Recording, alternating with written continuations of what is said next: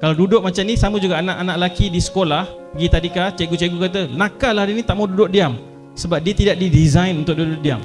Satu hal yang menarik juga tentang para nabi ni, dalam kisah-kisah mereka dengan anak, dia selalunya ada conversation, perbualan, dan perbualan tu singkat.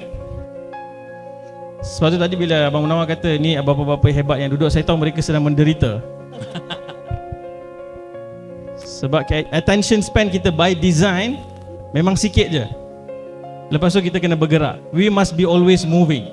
Kalau duduk macam ni, sama juga anak-anak lelaki di sekolah pergi tadika, cikgu-cikgu kata nakal hari ni, tak mau duduk diam, sebab dia tidak didesain untuk duduk diam.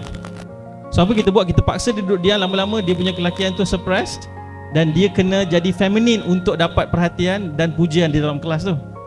So lama-lama dia pun jadi macam tu lah. Dan kita pun tengok hari ni dengan digital revolution tu, semakin banyaklah kita tak perlu bergerak. Bahkan beli barang pun dah tak payah bergerak. Kita tekan-tekan, makanan dihantar. Masya Allah. Fatherly figure, Masya Allah. Alhamdulillah. So memang presence ni dinamiknya berubah ikut zaman. Dan dalam era digital, saya tak dapat fikirkan. Saya cuba cari jawapannya adalah offline. Semua interaksi, semua program, semua bentuk aktiviti anak dengan ayah tu yang berlaku di luar ruang digital. Digital tu kena jadi sebahagian daripada hidup, bukan keseluruhan hidup.